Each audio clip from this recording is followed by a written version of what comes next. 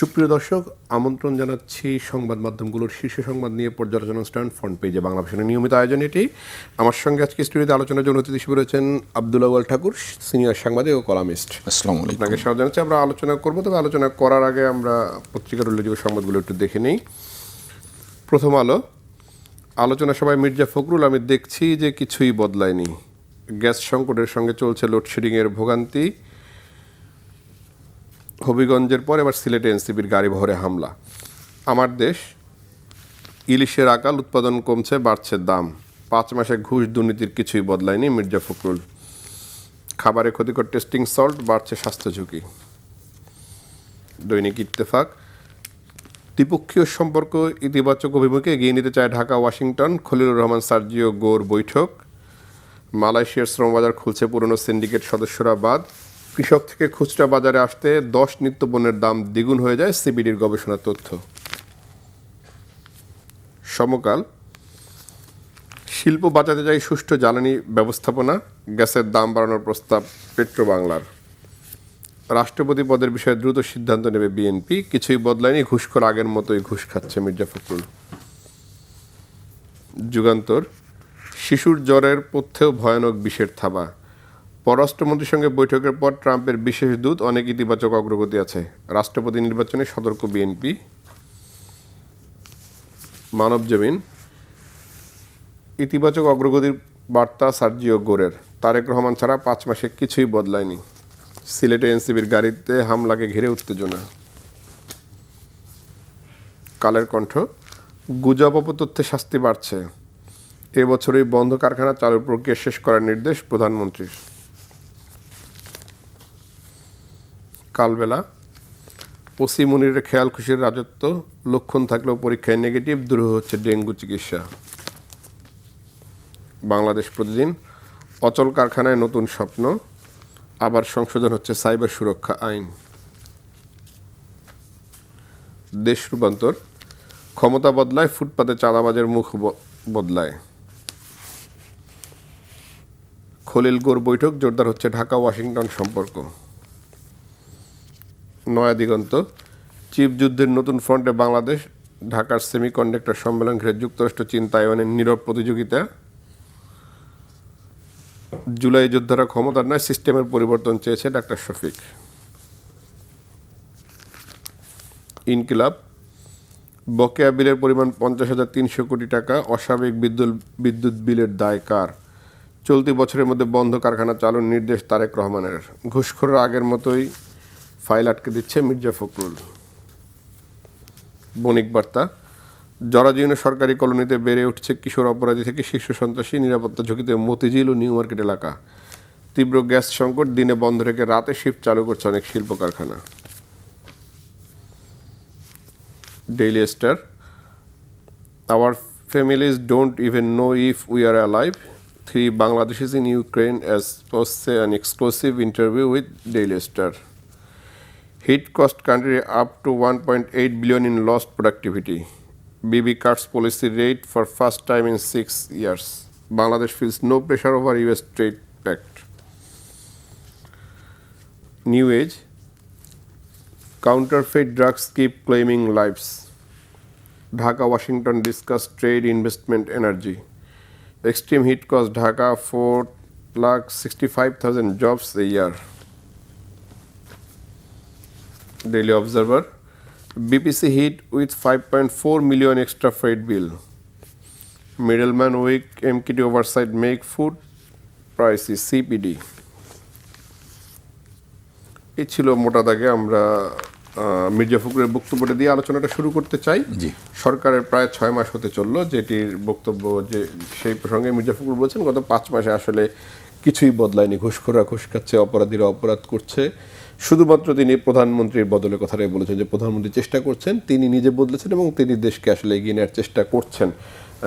আপনার কাছে আসলে সেটি মনে হয় কিনা? আমরা যদি বলি যে তারেক রহমানের যেসব বক্তব্য সেটি আসলে সাধারণ মানুষ থেকে তৃণমূল পর্যায়ে দলের কেউ আসলে অনুসরণ করছেন কিনা? হ্যাঁ, আপনি যথার্থই আমরা আজকের আলোচনার শুরুতে জুলাই যোদ্ধাদের প্রতি শ্রদ্ধা এবং সম্মান প্রদর্শন করে শুরু করছি এবং আজকে যে আলোচনা শুরু করেছেন এই আলোচনাটারও আসলে এখানে একটা সূত্রপাত। কারণ 24শে আগস্টের যে অভ্যুত্থানের কথা আমরা বলি, যে পরিবর্তনের কথা আমরা বলি, যাকে সূত্র ধরে ফ্যাসিবাদ বিদায় নিয়েছে, সেখানে কিন্তু একটি বড় বিষয় ছিল দুর্নীতি। এবং এই দুর্নীতিটা কিন্তু বলতে শুধুমাত্র যদি আমরা মনে করি যে কে 10 টাকা ঘুষ খায় না, ব্যাপারটা সেখানে ছিল না। দুর্নীতিটা কিন্তু একটা সামগ্রিকভাবে, কারণ আপনি দেখবেন যে ওই একটা সময় ছিল যখন মানুষ তরমুজ খেতে ভুলে গিয়েছিল, আম খেতে ভুলে গিয়েছিল, ফল খেতে ভুলে, মানে সমস্ত জিনিসটা একটা চাঁদাবাজি, দুর্নীতি, সব কিছুর মধ্যে একটা মানুষের নাবিশ্বাস প্রক্রিয়ার মধ্যে ছিল। রাস্তার ফকির থেকে শুরু করে দিনমজুর, কুলি, সময় কিন্তু সরকারের পরিবর্তনের কথাটা বলেছে। এই যে সকলের পরিবর্তনের কথাটা বলার ব্যাপারটা কিন্তু সবটাই রাজনৈতিক বিষয় ছিল না। এটা হচ্ছে প্রত্যেকে যার যার অনুভূতি থেকে। ঘরের গৃহিণী যখন সরকার পরিবর্তনের কথা বলে তখন তার কাছে বাজার দর আসে, সরকারি কর্মকর্তা যখন বলে তখন কাছে ইনকামের প্রশ্ন আছে। সাধারণ মানুষ যারা আসলে কোনো স্কেলে পড়ে না, যাদের কোনো পে স্কেল নাই, যাদের কোনো জীবন, তারা কিন্তু বাজারে গিয়ে পণ্য মূল্যটা খোঁজে। এবং সেখানে কিন্তু যে জিনিসটা আসে সবসময়, সেটা হচ্ছে যে দুর্নীতি, মানে চাঁদাবাজি। এটা একটা বড় জিনিস। চাঁদাবাজিটা হচ্ছে আমাদের সমাজের বর্তমান প্রেক্ষাপটে একটি বড় বিষয়, যে কারণে আপনার ক্রেতা, বিক্রেতা এবং মিডলম্যানশিপটা, এবং এটা নিয়ে হুড়োহুড়ি, মারামারি, খুনোখুনি পর্যন্ত চলছে। মির্জা ফখরুল সাহেব যে কথাটা বলেছেন, আমি মনে করি যে উনি একজন দায়িত্বশীল ব্যক্তি হিসাবে, এবং তিনি শুধু রাজনীতিবিদ নয়, তিনি সমাজের একজন বিশিষ্ট ব্যক্তিত্ব। তিনি যে কথাটা বলেছেন, এটা ক্ষোভ থেকে বলে থাকুক, অভিজ্ঞতা থেকে বলে থাকুক, বাস্তবতা থেকে বলে, যেভাবেই তিনি বলে থাকেন, কথার কিন্তু খুবই সিগনিফিকেন্ট। এবং তার সাথে আপনি যে কথাটা যুক্ত করেছেন, যে প্রধানমন্ত্রী যে কথাটা বলছেন 6 মাসে যদি তার কোনো ইমপ্লিমেন্টেশন না থাকে, তার অর্থ হচ্ছে এই সমাজ যদি এভাবে যায়, তা বাকি সমাজ কোথায় যাবে? অর্থাৎ বাকি সমাজও যদি আমরা ধরে নিই যে সমাজে কিছুই বদলাবে না, তাহলে কি বদলালো, আমরা কি বদলাতে চাইলাম এবং আমাদের কাছে কি আসলো? কথাটাকে আমরা যদি অন্যভাবে আনতে চাই, তাহলে আমরা বলতে চাই যে এই যে মির্জা ফখরুল সাহেব যে কথাটা বলেছেন এবং প্রধানমন্ত্রীকে যুক্ত করে তিনি যে কথাটা বলেছেন, আপনি যে কথাটা বলেছেন, তিনটে কথাকে যদি আমরা একটা জায়গার মধ্যে এক সমীকরণে আনতে চাই, তাহলে কথাটা হচ্ছে যে বদলানো জরুরি হয়ে দাঁড়িয়েছে এবং এই জন্য খুব ড্রাস্টিক অ্যাকশনের প্রয়োজন। এইটাখানে ব্যক্তি কোনো চেহারা মুখের ব্যাপার নাই, আত্মীয় স্বজনে দেখার ব্যাপার নাই, কে কত ক্ষমতাবান ব্যাপারটা সেখানে। ক্ষমতা হচ্ছে জনগণের স্বার্থে রাষ্ট্র পরিচালিত হবে কি না, একটি কল্যাণমুখী রাষ্ট্র। যারা প্রধানমন্ত্রী বলেছেন যে ভারসাম্যমূলক অর্থনীতি করতে চান, সাধারণ মানুষের জন্য কল্যাণমুখী রাষ্ট্র করতে চান, তাহলে দুর্নীতি বহাল রেখে কখনো কল্যাণমুখী রাষ্ট্র পরিণত করুন। আবার কোনো মন্ত্রী কিন্তু একটা কথা বলেছেন ফাঁক দিয়ে, যে একে সহনশীল মাত্রায় নিয়ে আসতে হবে। আসলে সহনশীল মাত্রা বলে কিছু নাই, দুর্নীতির কোনো সহনশীল মাত্রা নাই। এক বালতি পানির মধ্যে 1 ফোঁটা গরুর চোনা পড়া মানে পুরোটাই বাতিল হয়ে যাওয়া। সুতরাং সহনশীল মাত্রাটা হচ্ছে শূন্যে নামিয়ে আনা। দুর্নীতি মুক্ত একটি সমাজ করতে গেলে পরে হয়তো কিছু জিনিস, আপনি অনেকে উদাহরণ দেন যে সোনা দিয়া তৈরি করতে সেখানে তো খাদ দেয়, এটাই খাঁটি সোনার বৈশিষ্ট্য। আসলে আবার যদি দুধের উদাহরণে আসেন, তাহলে দুধের মধ্যে পানি দিলে সেটা ভেজাল। আপনি কোনটা আপনি একক হিসেবে নেবেন সেটা পরের ব্যাপার, কিন্তু খাঁটি বা সঠিক যদি আপনি আনতে চান, তার অর্থ হচ্ছে এটাকে সমাজ এবং জনগণের কল্যাণে পিউরিফিকেশন বলে কোনো কথা নেই, রিফর্মেশনটাই যেতে হবে। আপনাকে খোল নইচেই পাল্টাতে হবে। এখানে যেখানে এটা ব্রিটিশ পদ্ধতির কারণে ব্রিটিশরা এদেশে ঘুষ চালু করছে, সেই ঘুষ কোথাও না কোথাও আছে, সেটা 5-10 টাকা ঘুষের আলোচনা। কিন্তু এখন যেটা হচ্ছে, এবং ফখরুল সাহেব যারা বলেছেন, এটা শুধু উদ্বেগের নয়, এটা আমাদের জন্য একটা অশনি সংকেত। কারণ এই অবস্থা যদি চলতে থাকে, তাহলে মানুষ পরিবর্তিত পরিস্থিতিতে সরকারের কাছ থেকে যে আশা করেছিল, যে প্রত্যাশা ছিল, এটা প্রত্যাশার বিপরীতে অবস্থান করছে। সুতরাং প্রত্যাশার অনুবর্তী একটা বাস্তবতা তৈরির জন্য প্রধানমন্ত্রী যেভাবে বলেছেন, সেটা আর 1 মাসের সময় না দিয়ে, আমার মনে হয় মির্জা ফখরুল সাহেব যে কথাটা বলেছেন, এটাকে আমাদের একটা সতর্কবার্তা অনুসরণ করে কঠোর অবস্থানে যাওয়া জরুরি হয়ে দাঁড়িয়েছে। কিন্তু মির্জা ফখরুল সাহেব যদি ক্ষোভ থেকে বলে থাকেন বা যে কারণেই বলে থাকেন, বা আপনিও যেটি বলছিলেন যে পরিবর্তন দরকার, সেই জায়গাটা আসলে সরকারের দায়িত্ব অবশ্যই রয়েছে এই কথাগুলোর পিছনে। মানে যেহেতু 6 মাস হতে চললো, তার ব্যবস্থাপনার দায়টাই তো তাকে নিতে হবে। সেই দায়টা আসলে ফখরুল সাহেব নিচ্ছেন কিনা, মানে তার বক্তব্যের মধ্যে সেটি আছে কিনা? তিনি সেটা উল্লেখ করেন নাই, তিনি সেটা শুধু তিনি এটা রিপোর্ট করেছেন, রিপোর্টারের ভূমিকা পালন করেছেন। কিন্তু আসলে রিপোর্টের ব্যাপার না, আসলে ব্যাপারটা তো একটু ঘুরিয়ে বলা দরকার যে আমাদের এই ব্যাপারে কঠোর হওয়ার সময় এসছে, আমরা সেই জায়গাটার মধ্যে যাওয়া দরকার। হয়তো তিনি সে কথার প্রধানমন্ত্রীর ছেড়ে দিয়েছেন, যে প্রধানমন্ত্রী যেহেতু শুধরাতে চাচ্ছেন, তার ওই শুধরানোর কথাটার সাথে হয়তো তিনি যুক্ত করেছেন, আমার যারা ব্যক্তিগতভাবে মনে করি। তবে এটা অ্যালার্মিং যেমন, আবার যেমনিভাবে আরেক দিকে পজিটিভ, যে সরকারের ভেতর থেকে যখন এই কথাগুলো ওঠে, তখন বুঝতে হবে তাদের কাছে দুর্নীতির চিত্রটা আছে। এই চিত্রটা যদি থাকে তাহলে সেখান থেকে কেটে কেটে বা বেছে বেছে ভালো জিনিসকে বের করে খারাপ জিনিসকে ফেলে দেওয়া ওটা সহজ হয়। প্রধানমন্ত্রী কিন্তু নির্বাচনের আগে থেকেই বলছিলেন যে আগামীর রাজনীতি অনেক কঠিন হবে, বা তিনি কিছুদিন আগেও বলেছেন যে প্রতিশোধ পরায়ণ হলে রাজনীতি বা দেশকে সামনে এগিয়ে নেওয়া যায় না। কিন্তু আমরা যদি এই গত কয়েকদিনের ঘটনাগুলোই দেখি, গণ অভ্যুত্থানে যেসব রাজনৈতিক দল একত্রে রাজপথে ছিলেন তাদের মধ্যে এখন নানা ধরনের বিভেদ আমরা দেখছি। যে এনসিপির গাড়ি বহরে সিলেটের দিকে বেশ কয়েকবার হামলা হয়েছে, একজন কর্মী চোখ হারিয়েছেন। অর্থাৎ এই যে রাজনীতির এই যে চলমান যে প্রক্রিয়া, এটির তো কোনো পরিবর্তন হলো না। প্রধানমন্ত্রী ডাকার পর সেই জায়গাটাই তো পরিবর্তন হলো না। দলের পরিবর্তন তো হয়নি, যেটি মির্জা ফখরুল বলছেন, দল বা প্রশাসনের পরিবর্তন হয়নি। আমরা দেখছি বাইরের ক্ষেত্রে তো তেমন কোনো পরিবর্তন হয়নি। হ্যাঁ, এখানে দুটো কথাই আছে। যেমন ধরেন এই যে মানে এনসিপি, এটা সঙ্গতভাবেই এই প্রশ্ন যে তারা বিপ্লবের মানে অভ্যুত্থানের সহায়ক শক্তি, তারা রাজনীতি করবে, তাদেরকে রাজনীতি করার সুযোগ দেওয়া এবং তাদেরকে রাজনৈতিক অবস্থানের মধ্যে থাকতে দেওয়াটাই সহনশীল প্রক্রিয়া। সেই সাথে সাথে একথাটাও কিন্তু আমাদের মনে হবে যে ওনারা মানে সিনিয়র রাজনীতিবিদদের সম্পর্কে এমন কিছু মন্তব্য করছেন যেগুলো আসলে রাজনৈতিক ল্যাঙ্গুয়েজে কথা, রাজনীতিকে রাজনীতি দিয়ে মোকাবেলা করা দরকার।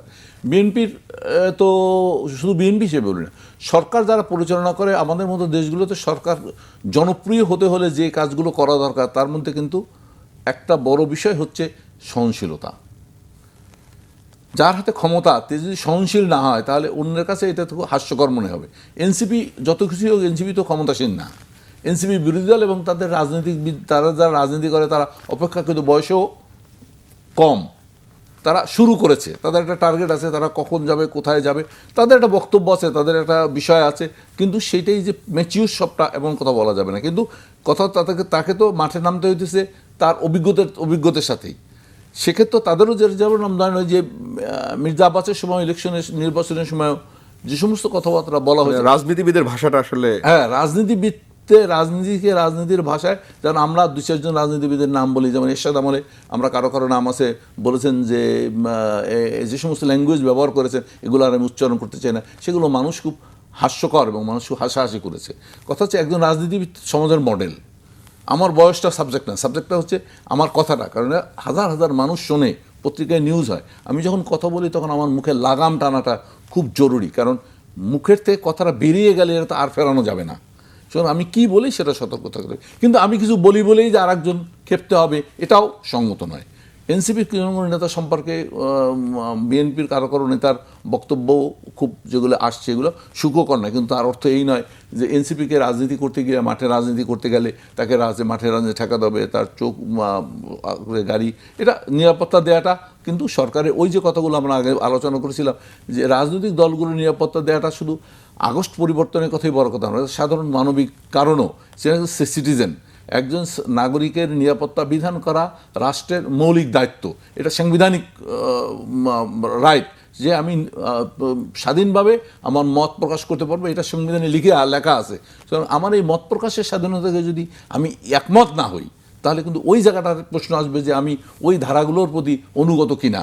অর্থাৎ সাংবিধানিক সরকার বলতে যেটা বোঝা যাবে, গণতান্ত্রিক সরকার বলতে যে গণতন্ত্রের সৌন্দর্যটাই হচ্ছে যে আমাকে কথা বলতে দিতে হবে, তা যদি আমার বিরুদ্ধেও যায়। এটাই হচ্ছে গণতন্ত্রের বিউটি। ফ্যাসিবাদের সাথে পার্থক্যটা হলো এইখানে যে ফ্যাসিবাদ মনে করে আমার বিরুদ্ধে গেলে সেটা বলতে দেওয়া যাবে না, আমি রাষ্ট্র। কিন্তু গণতন্ত্রের সৌন্দর্যটা হচ্ছে আমার মতের বিরুদ্ধে গেলেও সেটা আমাকে সহ্য করতে হবে। এই সৌন্দর্যটাকে, এই বিউটিটাকে যদি আমরা গ্রহণ করতে না পারি তাহলে তার কনসিকুয়েন্সগুলো পরবর্তীকালে যেটা হয় সেটা হচ্ছে অন্যদের কাছে ভুল বার্তা যায়, আর ভুল বার্তা গেলে তার ফলটাও ভুল। তার মানে কি আমরা 24 পরবর্তী পরিবর্তনের আকাঙ্ক্ষার মধ্যেও সেই আগের রাজনীতিতে ঘুরপাক খাচ্ছে? আগের রাজনীতির মধ্যে পুরোপুরি ঘুরপাক খাচ্ছে সেটা বলা যাবে না, তবে বলা যাবে যে এর মধ্যে একটি প্রবণতা আমাদের মধ্যে আছে, যে প্রবণতাগুলো থেকে আমাদের বেরিয়ে আসা আগস্ট বিপ্লবের সাথে জরুরি। যেহেতু আমরা আগস্ট বিপ্লবের সমর্থক, আমি এটা সমর্থন করলে, আমি যখন আমার পিতাকে মানি তখন তো তার পিতার কথাই মানতে হবে। পিতার ভুল ধরলে তাকে বলতে হবে যে বাবা আমার মনে হয় কথাটা এটা না, এটা হওয়া উচিত। কিন্তু আমি যদি বাবাকে বলি যে না তুমি তোমার কথা মানবো না, তাহলে তো আমি পিতৃত্ব অস্বীকার করতে। আমরা যে আগস্ট বিপ্লবকে আমাদের ফ্যাসিবাদ বিরোধী আন্দোলনের মৌলিক স্তম্ভ হিসাবে ধরি গত 5 বছর, তাহলে ফ্যাসিবাদ যা করেছে তার থেকে আসতে হবে। হয়তো প্রবণতায় থাকতে পারে, অন্যরকম থাকতে পারে, যে সংশোধন করে নিতে হবে। এটা দুই পক্ষেরই উচিত ওই কথাটা মনে করা যে ফ্যাসিবাদের আচরণকে গ্রহণ করা যাবে না। এটা এনসিপিকেও যেমন যাবে না, জামাতেরও যাবে না, বিএনপিরও যাবে না, বা অন্য কোনো রাজনৈতিক দলেরও যাবে না, কারণ ওইটাকে একটা গাইডলাইন ধরতে হবে যে ফেসিবাদ যে ভাষায় কথা বলেছে, ফেসিবাদ যে ভাষায় দমন করেছে, ফেসিবাদ যে ল্যাঙ্গুয়েজে রাষ্ট্র পরিচালনা করছে, ওই ল্যাঙ্গুয়েজে, ওই বডি ল্যাঙ্গুয়েজে, ওই শব্দে, ওই আচরণে যাওয়া যাবে। যদি আমি যাই তাহলে ওই প্রবণতা আমায় ইনফেক্ট করবে, ওই সংক্রমণ যদি আমার মধ্যে থাকে তাহলে আমি দূষণমুক্ত হব না। একটি দূষণমুক্ত রাজনীতিকে গড়ে তোলার জন্যই কিন্তু পারস্পরিক সহনশীলতা এবং ফেসিবাদকে মৌলিক শত্রু হিসেবে ধরে, মূল শত্রু হিসেবে ধরে আচরণটা করতে হবে। তাহলে আমার মনে হয় পরিস্থিতির ক্রমান্বয়ে উন্নতি হবে। আমরা যদি আবার একটু মির্জা ফখরুল সাহেবের কথার দিকে ফিরে যাই, তিনি যেই পরিবর্তন হয়নি বলে আক্ষেপ করছেন, সেই পরিবর্তনের জন্য যেই প্রতিষ্ঠানগুলোকে শক্তিশালী করা দরকার, এই সরকার তো সেই ওয়াদাগুলো করেছিল নির্বাচনের আগে, সেটি তো এখনো পালন করেনি। তাহলে ওই সিস্টেমটিতে আসলে কিভাবে পরিবর্তন আসবে মির্জা ফখরুলের এই আক্ষেপের জায়গাগুলোতে? না, দুর্নীতির জায়গাটাতে হলো কি, দুর্নীতির জায়গাটাতে দুর্নীতি দমন কমিশন বলেন, প্রশাসন বলেন, মানে পুলিশ প্রশাসন বলেন, কিংবা বিচার বিভাগ বলেন, যেই জায়গাগুলো এই বিষয়গুলো নিয়ন্ত্রণ করতে পারতো, সেই জায়গায় তো কোনো পরিবর্তন এখনো আসেনি দৃশ্যমান। পরিবর্তন আসে নাই সেটা না, পরিবর্তন নিয়েও কথা হচ্ছে। যখন সরকার যে সমস্ত নিয়োগ দিচ্ছে সেসব নিয়োগ নিয়ে নানা আলোচনা হচ্ছে। একটা সংকট কিন্তু আমার মনে হয়, নিজের কাছে মনে হয়, আমরা এটার মধ্যে যুক্ত না, কিন্তু যেটা আমার কাছে মনে হয় যে গত 15 বছর 17 বছরে, যেমন আপনাদের আপনি যদি জিয়াউর রহমানের সময় দেখেন, জিয়াউর রহমান সাহেব কিন্তু সাবেক পাকিস্তান আমলে যে সমস্ত আমলা বা যে সমস্ত ব্যক্তিরা ছিলেন তাদেরকে কিন্তু রাষ্ট্র প্রশাসনে নিয়ে এসেছিলেন। এটা চুক্তিভিত্তিক হোক বা তাদের ক্রেডিবিলিটি হোক, কিন্তু এই সরকারের আমলে একটা সমস্যা যেটা আছে সেটা হচ্ছে গত 50-50 বছরে, এখন তো বাংলাদেশের বয়স 54 বা 55 আসলে কিন্তু আপনি যদি দেখেন 71-এর দিকে যদি যান, তাহলে 72, 73, 74-এ যারা দায়িত্বে ছিলেন তারাও সোর্স ছিল। এরপরে যদি আসেন, এবং গত 15-16-17 বছরে যারা রাষ্ট্র পরিচালনা তো চৌর্যবৃত্তির বা এদের দুর্নীতি দুর্বৃত্তায়ন, আসলে কিন্তু ভালো লোক খোঁজার জন্য যে প্রক্রিয়াটা, আমার মনে হয় সেই প্রক্রিয়ার মধ্যে সরকার ঢুকতে কোথাও বাধা পাচ্ছে বা প্রতিবন্ধকতার মধ্যে আছে, ঠিক জায়গাটার মধ্যে ঢুকছে না। অর্থাৎ আপনাকে তো ভালো লোকটা খুঁজতে হবে। ভালো লোক শব্দের অর্থে এই নয় যে মসজিদের ইমাম, ভালো লোক শব্দের অর্থে মসজিদের ইমাম তো পালিয়ে গেছে, আমরা দেখলাম আরো অনেক কিছু। কিন্তু কথাটা হচ্ছে ভালো লোক হচ্ছে এফেক্টিভ এবং এলিজেবল, যোগ্য এবং দক্ষ লোককে খোঁজা এবং চিন্তায় সৎ থাকা। তাকে বুঝতে হবে যে আমার দেশপ্রেম, মূল কথাটা হচ্ছে দেশপ্রেমিক, সৎ এবং চিন্তাশীল লোকদের সমাজে নাই এ কথা ঠিক না, সমাজে আছে।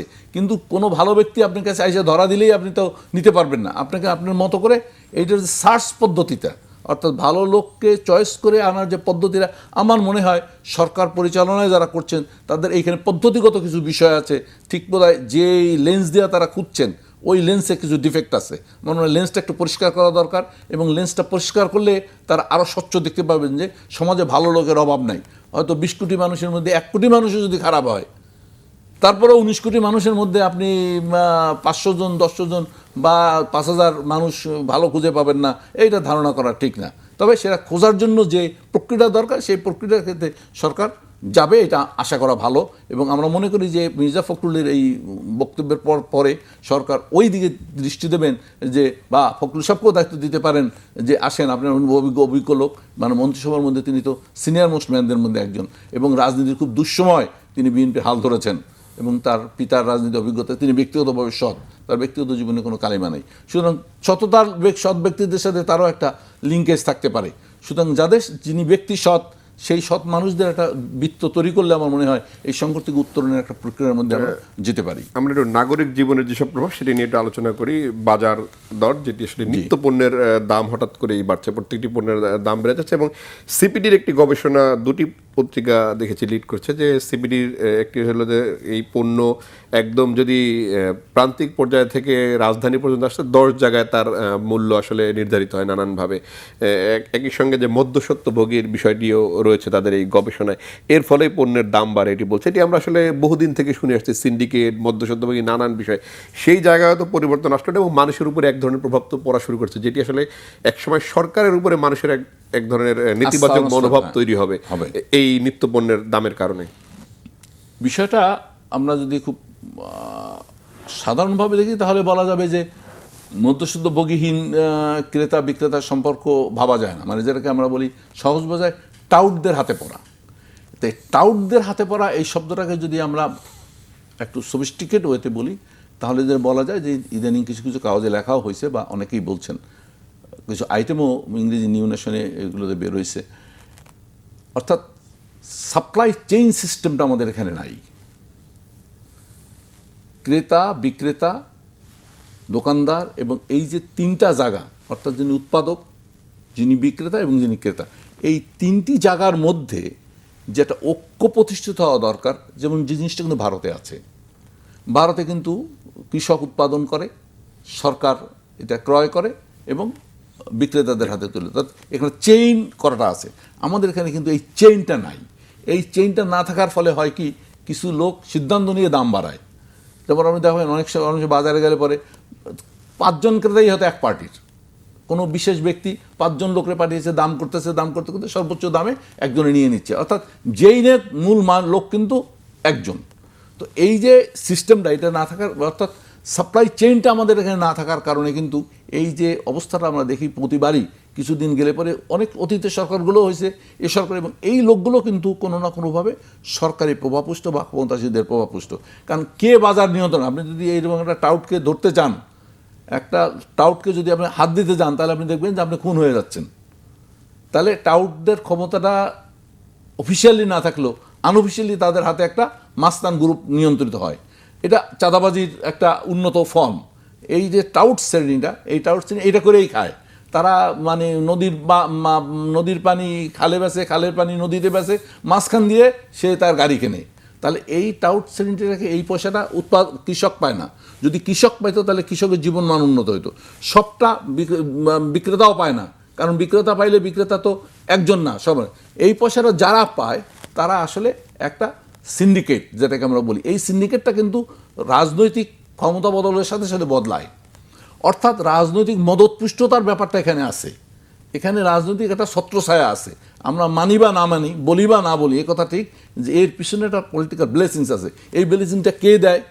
কেউ বলবেন থানার ওসি দেয়, কেউ বলবেন ওয়ার্ড কমিশনার দেয়, কেউ বলবেন ইউনিয়ন পরিষদের চেয়ারম্যান দেয়।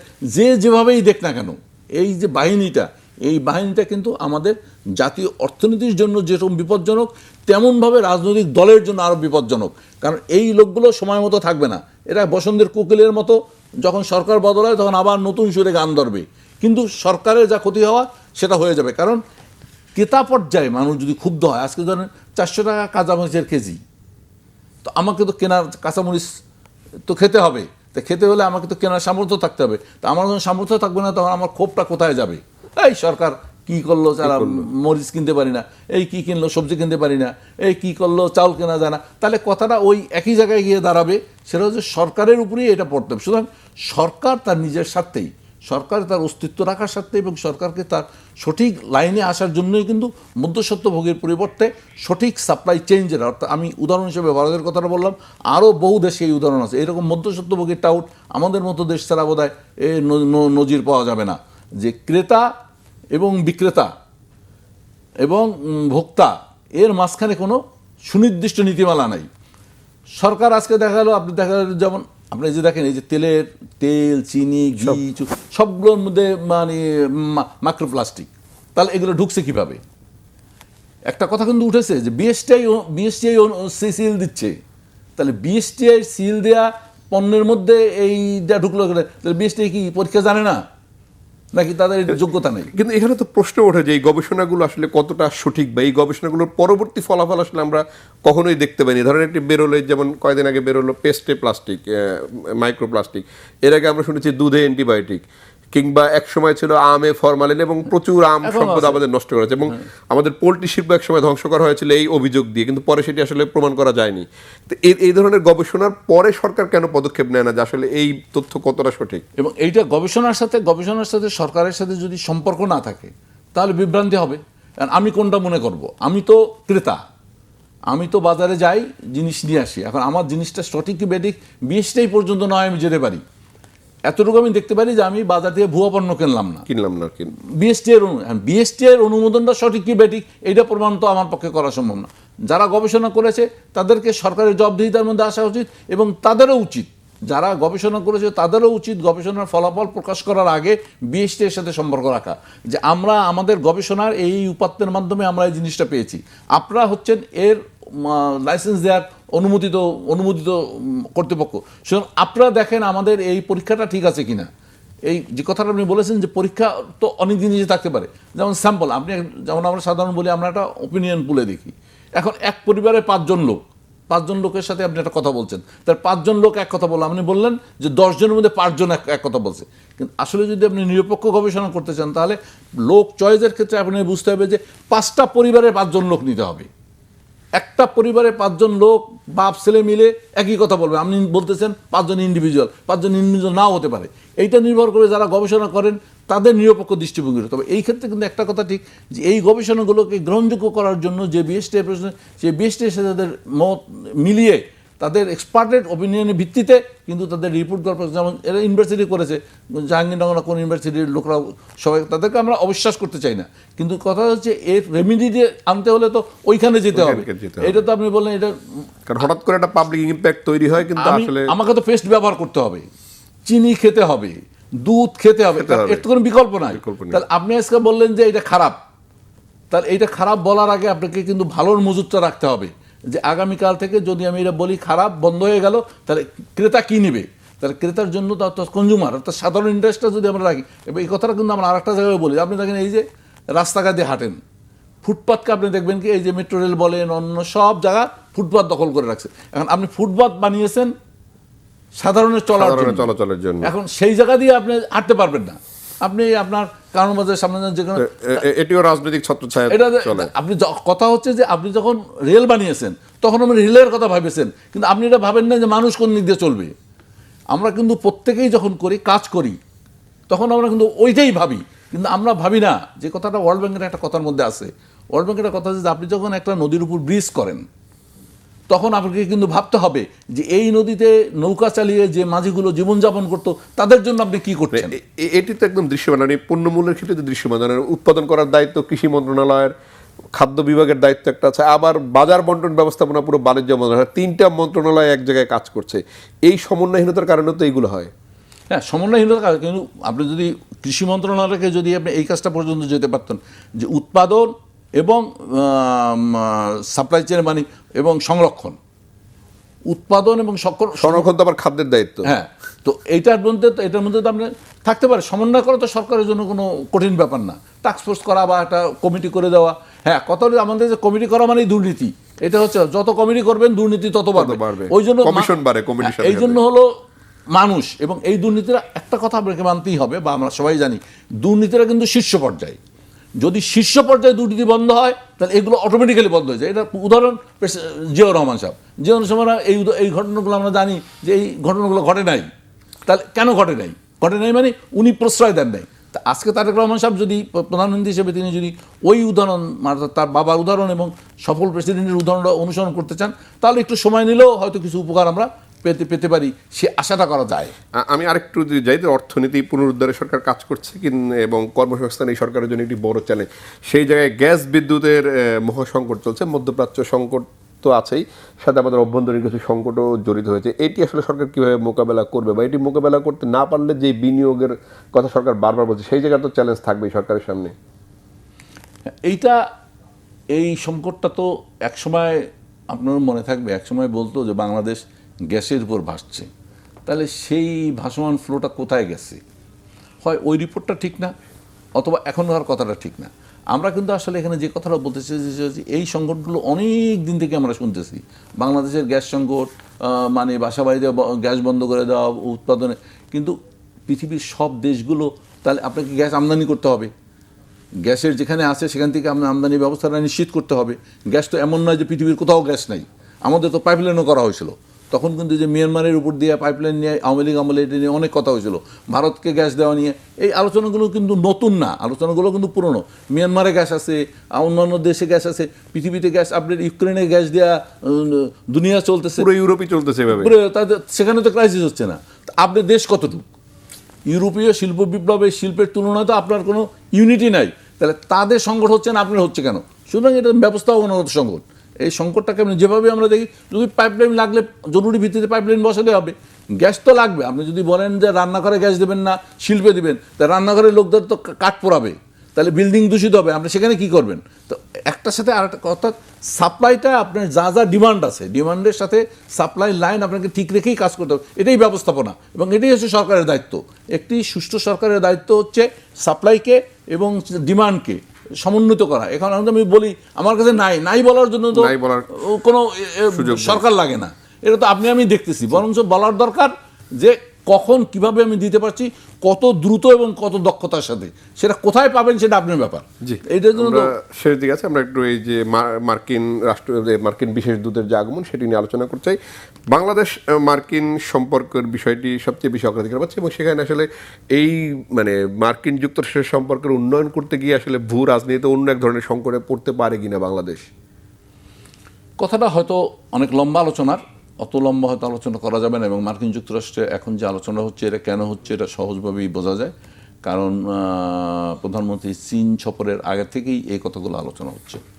চীন মার্কিন যুক্তরাষ্ট্র মূলত এখানে আলোচনায় না থাকলেও এটা বোঝা যায় যে চীনের সাথে সরকারের সম্পর্ক কী, এ বিষয়টাই মূলত মার্কিন আলোচনা। এক্ষেত্রে আমরা বড় আলোচনায় না গিয়ে ছোট্ট একটা উদাহরণ করতে পারি, সেটা ভিয়েতনামের সাথে কিন্তু মার্কিন সম্পর্ক আছে, চীনেরও সম্পর্ক আছে। তাহলে কীভাবে আছে? মার্কিন যুক্তরাষ্ট্রের ইন্টারেস্ট একটা, চীনের ইন্টারেস্ট একটা। চীন বিশ্বস্ত, চীন আমাদের সাথে যে সম্পর্কটা রাখবে সেই সম্পর্কটা মার্কিন যুক্তরাষ্ট্রে হবে না। দুই কারণে হবে না। একটা যে চীন হচ্ছে আমাদের নিকট প্রতিবেশী, আর মার্কিন যুক্তরাষ্ট্র হচ্ছে বহুজাতিক একটা বিশাল ব্যাপার। চীন আর দুইটা দেশ এক না। কিন্তু আমাদের উন্নয়নের সাথে আমাদের যদি প্রধান টার্গেট, এখানে কিন্তু ভারতের প্রসঙ্গটা আসছে এখানে, কারণ যিনি আসছেন তিনি ভারতের রাষ্ট্রদূত। এখানে রাজনৈতিক কিছু আলোচনা আছে, এখানে আলোচনায় না থাকলেও কিছু কিছু বিষয় নিয়ে কথা হচ্ছে। তো সেই বিষয়গুলোকে যদি আমরা আনতে চাই তাহলে বাংলাদেশের পররাষ্ট্রনীতির মধ্যে একটা তো কমনভাবে আছে, কেউ আমার শত্রু না, সকলেই আমার বন্ধু, এটা তো কথাই আছে। কিন্তু এই কথাটা এটা হয় কিনা সার্বভৌম রাষ্ট্রের ক্ষেত্রে সবাই বন্ধু হতে পারে কিনা? হয় না। আমার শত্রু না থাকলে তো আমার কোনো উন্নয়ন নেই। সুতরাং আমি কে সমপ্রতিযোগী, কে আমার সাথে, এটা মিলিয়ে দেখতে গেলে একটা ভারসাম্যমূলক বাস্তবতাকে আমাদের চোখের সামনে আনতে হয়। হ্যাঁ, মার্কিন যুক্তরাষ্ট্রের সাথে বাংলাদেশের সম্পর্ক যদি আমি মনে করি খারাপ হবে, সেটা দিয়ে বাংলাদেশ চলতে পারবে না। আবার এই সম্পর্কের কারণে যদি এটা হয় যে এই অঞ্চলে চীন বা অন্যান্য দেশগুলোর সাথে আমাদের সম্পর্ক, সেটাও করা যাবে না। অর্থাৎ সেক্টরগুলোকে আলাদা করতে হবে। বাংলাদেশের দুইটা সংকট, একটা হলো অর্থনৈতিক, আরেকটা হচ্ছে তার নিরাপত্তা। ভারত বাংলাদেশের জন্য থ্রেট, ভারত বাংলাদেশের জন্য থ্রেট হলে এই থ্রেট মোকাবেলা করার জন্য তার যা যা করণীয় সেটা করতে হবে। এই থ্রেটটা আসলে সে যুক্তরাষ্ট্র দিয়ে মোকাবেলা করতে পারে, কারণ পারবে না। তার একটা কথা আমি আগেও বলেছি, আবারও বলি, মার্কিন অস্ত্রের একটা বড় ত্রুটি হলো, এটা আপনারা জানেন যে পাকিস্তান যে মার্কিন যুক্তরাষ্ট্রের সাথে চুক্তি করেছিল সেই ধারায় একটা কথা বলা ছিল যে পাকিস্তান এই অস্ত্র ভারতের বিরুদ্ধে ব্যবহার করতে পারবে না। তাহলে মার্কিন যুক্তরাষ্ট্র থেকে পাকিস্তান অস্ত্র আনবে, সেই অস্ত্র সে ভারতের বিরুদ্ধে ব্যবহার করতে পারবে না, তাহলে সে এই অস্ত্র দিয়ে কিনে তার লাভটা কী? তাহলে আজকেও যদি আপনি বাংলাদেশ বা মার্কিন যুক্তরাষ্ট্র থেকে অস্ত্র আনেন এবং সেই অস্ত্র যদি বলা হয় যে এই অস্ত্র ভারতের বিরুদ্ধে ব্যবহার করা যাবে না, তাহলে এই অস্ত্র দিয়ে আমার কী হবে? তাহলে আমার এমন অস্ত্র লাগবে যে অস্ত্র আমি নিরাপত্তাকে নিশ্চিত করতে পারি। এবং সেই সাথে অস্ত্র দিয়ে তো সারা দুনিয়া চলবে না, সেই সাথে অর্থনীতি উন্নয়নে টাকা লাগবে।